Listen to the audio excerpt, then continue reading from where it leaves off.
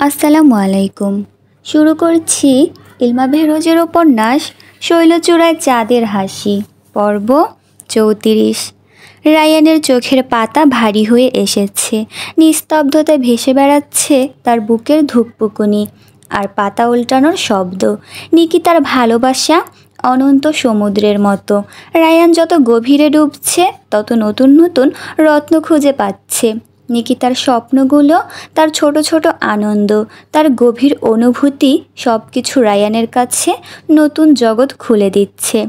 রাতের গভীরতা বাড়ার সঙ্গে সঙ্গে তার মনও গভীর থেকে গভীরতর হতে লাগলো। নিকিতার প্রতি তার অনুভূতি নতুন মাত্রা পাচ্ছে। এ শুধু একজন মানুষের প্রতি ভালোবাসা নয়, একটি সুন্দর আত্মার প্রতি শ্রদ্ধা ও মুগ্ধতা। তার মনের আকাশে নিকিতার ভাবনাগুলো মেঘের মতো ভেসে বেড়াচ্ছে। চোখে ভাসছে নিকিতার সুন্দর ও নিখুঁত হাতের লেখাগুলো। প্রিয় ডায়েরি, আজ আবার দেখলাম রাইয়ান আর শর্মিকে। ওরা ক্যান্টিনে একসঙ্গে খাচ্ছিল। রাইয়ান শর্মির প্লেট থেকে খাবার তুলে দিচ্ছিল। আমি দূর থেকে দেখলাম। বুকের ভেতরটা মোচড় দিয়ে উঠল। কেন আমি শর্মি হতে পারলাম না? প্রিয় ডায়েরি, স্কুলের বাগানে রাইয়ান শর্মিকে ফুল দিল আজ। শর্মির মুখে হাসি ফুটল। আমি ঝাপসা চোখে দেখলাম কত সহজে রাইয়ান শর্মিকে খুশি করতে পারে। আমি কি কখনো ওর কাছ থেকে একটা ফুলও পাবো? প্রিয় ডায়েরি, আজ কমার্স ক্লাসে গ্রুপ প্রজেক্ট ছিল। রাইয়ান আর শর্মি একই গ্রুপে পড়ল। ওদের হাসাহাসি কানাকানি দেখে আমার চোখে জল এসে গেল। আমি নিজের গ্রুপের কাজে মন দিতে পারলাম না। কেন আমার ভাগ্য এমন হয় না? প্রিয় ডায়েরি, স্কুল ছুটির পর দেখলাম রাইয়ান শর্মিকে সাইকেলে চড়িয়ে নিয়ে যাচ্ছে। শর্মি ওকে জড়িয়ে ধরে আছে। আমি রাস্তার পাশে দাঁড়িয়ে দেখলাম। কতবার কল্পনা করেছি আমি ওই শর্মির জায়গায়, কিন্তু তা কখনো হবে না। আজ স্কুলের এক অনুষ্ঠানে রাইয়ান গান গাইল। গানের শেষে শর্মি গিয়ে ওর হাত ধরল। আমি দূর থেকে দেখলাম, চোখে জল। রাইয়ানের গান আমার জন্য, কিন্তু সে জানে না। জানলেও কি কিছু বদলাতো? রাইয়ান আর শর্মির প্রেম দিন দিন গভীর হচ্ছে।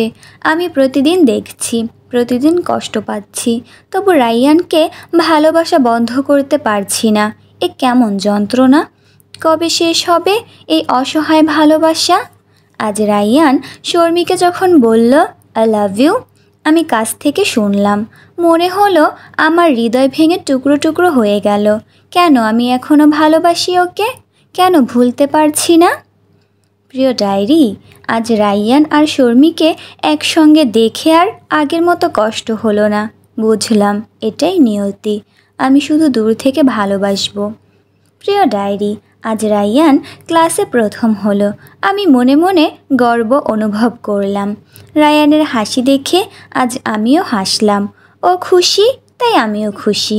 এই নিঃস্বার্থ ভালোবাসায় একটা অদ্ভুত তৃপ্তি পেলাম। রাইয়ান আজ একটু অসুস্থ ছিল। আমি দূর থেকে ওর জন্য দোয়া করলাম। ও ভালো থাকুক, এতটুকুই চাই। নিজের সুখ চাওয়া বন্ধ করে দিয়েছি। প্রিয়, স্কুলের বার্ষিক অনুষ্ঠানে রাইয়ান গান গাইল। আমি প্রথম সারিতে বসে শুনলাম। শর্মি ওকে ফুল দিল। আমি মনে মনে শুভেচ্ছা জানালাম। এই ভালোবাসাও সুন্দর, জানো তো? আজ রাইয়ানের জন্মদিন। আমি দূর থেকে ওকে শুভেচ্ছা জানালাম। ও হয়তো শুনতে পায়নি, কিন্তু আমার মন ভরে গেল। ওর সুখই আমার সুখ। আজ একটা মুভি দেখে বুঝলাম ভালোবাসা মানে শুধু পাওয়া নয়, দেওয়াও। আমি রাইয়ানকে আমার সেরাটা দিয়ে ভালোবাসি, কোনো প্রত্যাশা ছাড়া। এই ভালোবাসায় আমি মুক্ত, আমি শান্ত। প্রিয় ডায়েরি, শুনলাম রায়ানের জ্বর হয়েছে। স্কুলে আসেনি আজ। সারাদিন মন খারাপ ছিল। ক্লাসে মন বসাতে পারিনি। বারবার ভাবছিলাম ও কেমন আছে, কে দেখছে ওকে। ওর তো মা নেই। বাবা কি ঠিকমতো ঔষধ দিচ্ছেন? রাতে ঘুম আসছে না। শুধু দোয়া করছি ও যেন তাড়াতাড়ি সেরে ওঠে। প্রিয় ডায়েরি, রায়ানের পায়ে চোট লেগেছে ফুটবল খেলতে গিয়ে। ওকে খুঁড়িয়ে হাঁটতে দেখে আমার চোখ ছলছল করে উঠল। ওর প্রতিটা পদক্ষেপে আমার বুকে ব্যথা হয়। ইচ্ছে করছিল গিয়ে ওকে সাহায্য করি, কিন্তু পারলাম না। শুধু দূর থেকে দেখলাম আর নিজের অসহায়তায় কষ্ট পেলাম। আজ রাইয়ান আমাকে গুড মর্নিং মেসেজ দিয়েছে। আমি উত্তেজনায় লাফিয়ে উঠেছি। ওর মেসেজের জন্য অপেক্ষা করতে করতে ঘুম ভেঙে গিয়েছিল। সারাদিন আমার মুখে হাসি ছিল। রাইয়ান আজ তার পছন্দের গানের একটা প্লেলিস্ট শেয়ার করেছে। আমি সারাদিন শুধু সেই গানগুলো শুনেছি। প্রতিটি গানের মধ্যে তাকে খুঁজেছি। আমার মনে হচ্ছে আমি তার হৃদয়ের কাছাকাছি চলে এসেছি। প্রিয় ডায়েরি, আজ রাইয়ান তার একটা সমস্যা নিয়ে আমার সঙ্গে কথা বলল। আমি তাকে পরামর্শ দিতে পেরেছি। সে বলল আমি খুব বুদ্ধিমতী। আমার বুক গর্বে ভরে গেল। আমি যে তার কাছে গুরুত্বপূর্ণ এটা জানতে পেরে আমি আনন্দে আত্মহারা। প্রিয় ডায়েরি, রাইয়ান আজ আমাকে ওর বাল্যকালের একটা মজার ঘটনা বলল। আমি হেসে লুটোপুটি। ওর সঙ্গে কথা বলতে বলতে সময় কখন যে চলে গেল বুঝতেই পারিনি। আমার মনে হচ্ছে আমি তার জীবনের একটা অংশ হয়ে উঠেছি। প্রিয়, রাইয়ান আজ বলল যে আমি তার সবচেয়ে ভালো বন্ধু। আমার চোখে জল এসে গিয়েছিল। সে জানে না যে আমি কে, তবুও আমাকে এত গুরুত্ব দেয়। আমি অভিভূত। আজ রাইয়ান তার ভবিষ্যৎ পরিকল্পনা নিয়ে আমার সঙ্গে আলোচনা করল। সে আমাকে তার স্বপ্নের কথা বলল। আমি কল্পনা করেছি আমরা দুজনে একসঙ্গে সেই স্বপ্ন পূরণ করছি। এটা কি কখনো সত্যি হবে? কাল বৃহস্পতিবার। আমি রাইয়ানের সঙ্গে দেখা করতে যাচ্ছি। আমি এত উত্তেজিত যে ঘুমাতে পারছি না। ও আমার আসল পরিচয় জানবে। আমি এক্সাইটেড কিন্তু ভয়ও পাচ্ছি। যদি ও আমাকে দেখে নিরাশ হয়, যদি ভাবে এমন একটা অসুন্দর মেয়ে কিনা তাকে প্রপোজ করেছিল। আমি জানি আমি দেখতে সুন্দর নই, কিন্তু আমার হৃদয় সুন্দর। আমি আশা করছি রাইয়ান সেটা বুঝবে। কাল কি হবে আমি জানি না, কিন্তু যাই হোক আমি খুশি যে আমি সাহস করে এগিয়ে গিয়েছিলাম। এই 1 মাসের বন্ধুত্ব আমার জীবনের সবচেয়ে সুন্দর সময় ছিল। ডায়েরির শেষ পাতাটি পড়ে রাইয়ানের হৃদয়ের গভীরে একটা চাপা কান্নার শব্দ বাজতে লাগলো। নিকিতার নিঃশব্দ ভালোবাসা তাকে টুকরো টুকরো করে ফেলেছে।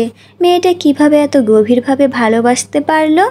তার চেয়েও বড় কথা, সে কিভাবে নিজেকে এতটা সংযত রাখলো যে 1 মাসের বন্ধুত্বে একবারও ভুলক্রমে নিজের ভালোবাসার কথা আর প্রকাশ করেনি। নিকিতার এই আত্মত্যাগী ভালোবাসা তাকে নতুন করে ভাবিয়ে তুলছে। সে আরও পড়তে চাইছে, আরও জানতে চাইছে নিকিতার মনের গহীনতলে লুকিয়ে থাকা কথাগুলো। কিন্তু হায়, শেষ পাতার পর আর কিছুই নেই। একটা অসমাপ্ত গল্পের মতো নিকিতার ভালোবাসা থেমে গেছে। অভিমানে আর লেখেনি। ফোনের স্ক্রিনে আলো জ্বলে উঠল। শর্মির মেসেজ। শর্মি প্রায়ই শেষ রাতে মায়ের ফোন লুকিয়ে নিয়ে তাকে মেসেজ করে। আজ রাইয়ান মেসেজটি খুলে দেখল না। বুকের ভেতর একদিকে শর্মির প্রতি দায়বদ্ধতা, অন্যদিকে নিকিতার প্রতি জেগে ওঠা গভীর অনুরাগ। এটা শুধু টান নয়, রাইয়ান মনে মনে বলল, এটা ভালোবাসা। যে এতদিন ভালোবাসার সংজ্ঞা জানতো না, আজ তার মন মস্তিষ্ক নিজ থেকেই বুঝে নিয়েছে। এটাই সেই অনুভূতি যাকে ভালোবাসা বলে। যে অনুভূতি শর্মির জন্য কখনো জাগেনি, তা নিকিতার জন্য এত সহজেই জেগে উঠেছে। রাইয়ান নিজের মনের এই দোলাচলে দিশেহারা হয়ে পড়ল। সে 2 হাতে মাথা চেপে ধরল, তার মস্তিষ্কের ভেতরে চলা ঝড়কে থামাতে। নিকিতার নিঃস্বার্থ ভালোবাসা, শর্মির প্রতি দায়িত্ববোধ আর নিজের প্রতি তীব্র ক্ষোভ, সব কিছু মিলেমিশে একাকার হয়ে যাচ্ছে। কি করব আমি? রাইয়ান নিজেকে প্রশ্ন করল। সে যেন একটি জটিল লবরিন্থে আটকে পড়েছে, যেখানে প্রতিটি পথই তাকে আরও গভীর সংকটের দিকে ঠেলে দিচ্ছে। হঠাৎ পায়ের শব্দ ভেসে এলো। বাবা আসছেন। রায়ান তড়িঘড়ি করে ডায়েরিগুলো খাটের নিচে লুকিয়ে ফেলল। টেবিল ল্যাম্পের আলো নিভিয়ে দিয়ে বিছানায় শুয়ে চোখ বন্ধ করে ঘুমের ভান করতে লাগলো। আরিফুল হক ধীরে ধীরে দরজা খুলে রুমে ঢুকলেন। ছেলের বিছানার পাশে এসে নিঃশব্দে বসলেন। জানালা দিয়ে আসা মৃদু আলোয় তিনি রাইয়ানের দিকে তাকালেন। ছেলের কপালে বিন্দু বিন্দু ঘাম দেখা যাচ্ছে। শরীরের তাপমাত্রা স্বাভাবিকের চেয়ে বেশি। বুক ওঠানামা করছে দ্রুত তালে। আরিফুলের মনে হলো হয়তো রাইয়ান কেঁদেছে। তার থাপ্পড়ের পর রুমে এসে চোখের জল ফেলেছে নিঃশব্দে। রাইয়ানের এমনই স্বভাব, কেঁদে ঘুমালে ঘুমের মধ্যেও অশান্ত থাকে, আবেগপ্রবণ হয়ে ওঠে। তার অবচেতন মন জেগে থাকে, আর সেখানে বেদনার ঢেউ আছড়ে পড়তে থাকে। ছেলের উষ্ণ ত্বক স্পর্শ করে আরিফুলের বুকটা মোচড় দিয়ে উঠল। কিছুক্ষণ আগে তিনি যে রাগের বশে ছেলেকে থাপ্পড় মেরেছিলেন, সেটা ভেবে বুকের ভেতরটা হু হু করছে। তিনি জানেন এটাই সঠিক শাস্তি, তবুও তার চোখ ছলছল করছে। রাইয়ান, আরিফুল ফিসফিস করে বললেন, কণ্ঠস্বরে একটা কাঁপুনি। তুই জানিস না বাবা, আমি কত ভয় পাই। ভয় পাই তোকে হারাতে। তুই আমার জীবনের শেষ আলো, শেষ আশ্রয়। তার কণ্ঠ রুদ্ধ হয়ে এলো। বুকের ভেতর থেকে একটা অব্যক্ত যন্ত্রণা উথলে উঠতে চাইছে। তিনি গলা পরিষ্কার করে আবার বলতে লাগলেন, কথাগুলো অন্তরের গভীর থেকে উচ্চারিত হচ্ছিল। তোর মা যেদিন চলে গেল, সেদিন থেকে আমি ভেঙে পড়েছি। আমার অস্তিত্বের অর্ধেক হারিয়ে গেছে। তুই ছিলি আমার একমাত্র ভরসা, আমার জীবনের নোঙর। আমি বুঝতে পারি না কিভাবে তোকে কাছে রাখবো। প্রতিটি মুহূর্তে ভয় লাগে তুইও হয়তো একদিন চলে যাবি। আরিফুলের চোখ দিয়ে অঝরে জল পড়তে লাগলো। তিনি আর নিজেকে লুকাতে পারছেন না। অন্তরের সব কথা বলে যেতে লাগলেন, যেন বহুদিনের জমে থাকা বেদনা উজাড় করে দিচ্ছেন। জানিস রাইয়ান, তিনি বলতে লাগলেন, তার কণ্ঠে একটা করুণ আবেদন, ভয় পাই তুইও যদি একদিন তোর মায়ের মতো চলে যাস। তাই দূরত্ব রাখি, যাতে তোর চলে যাওয়াটা সহ্য করতে পারি। কিন্তু প্রতিটি মুহূর্তে আমার হৃদয় কাঁদে, তোকে বুকে জড়িয়ে ধরতে চায়। তিনি থামলেন, গভীর একটা নিঃশ্বাস ফেললেন। সেই নিঃশ্বাসে তার সমস্ত ক্লান্তি, সমস্ত যন্ত্রণা মিশেছিল। আরিফুল ঝুঁকে ছেলের কপালে একটা কোমল চুমু দিলেন। তার চোখের জল রাইয়ানের গালে পড়ল। আমি কত অসহায় রে বাবা, তিনি কাপা গলায় বললেন, তার কণ্ঠে গভীর আর্তনাদ। তোর মা চলে যাওয়ার পর থেকে আমি হারিয়ে গেছি। জীবনের পথ খুঁজে পাই না। জানি না কিভাবে একটা ছেলেকে মানুষ করতে হয়। তবু চেষ্টা করছি, ভুল করছি, আবার শিখছি। প্রতিটি দিন আমার কাছে নতুন পরীক্ষা। আমাকে ভুল বুঝিস না বাবা, আমি তোকে ভালোবাসি, প্রাণের চেয়েও বেশি। রাইয়ান ঘুমের ভান করে পড়ে রইল। আরিফুলের মনে হলো ছেলের চোখের কোণে এক ফোঁটা জল চিকচিক করছে। তিনি তাড়াতাড়ি নিজেকে সামলে নিলেন। ধীরে ধীরে ছেলের গায়ে হাত বুলিয়ে দিতে লাগলেন। সেই স্পর্শে ছিল একজন পিতার সমস্ত মমতা, সমস্ত ভালোবাসা। কিছুক্ষণ পর আরিফুল উঠে দাঁড়ালেন। তিনি আবার একবার ছেলের দিকে তাকালেন, তারপর ধীরে ধীরে রুম থেকে বেরিয়ে গেলেন। তার পদক্ষেপ ভারী, নিজের সমস্ত দুঃখ বেদনা বুকে নিয়ে হেঁটে যাচ্ছেন। দরজা বন্ধ হওয়ার শব্দ শোনার পর রাইয়ান চোখ খুলল। তার চোখে জল টইটুম্বুর। সেই জলে ভেসে যাচ্ছে তার শৈশব, তার মায়ের স্মৃতি, বাবার সঙ্গে কাটানো সুখ দুঃখের দিনগুলো। সে দৃঢ়স্বরে নিজ মনে বলল, আমি কখনো আপনাকে ছেড়ে যাব না, আর শর্মিকেও।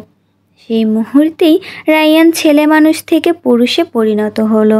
সে বুঝতে পারল তার কাঁধে এখন দুটো দায়িত্ব, একদিকে বাবাকে সামলানো, অন্যদিকে শর্মির প্রতি প্রতিশ্রুতি রক্ষা করা।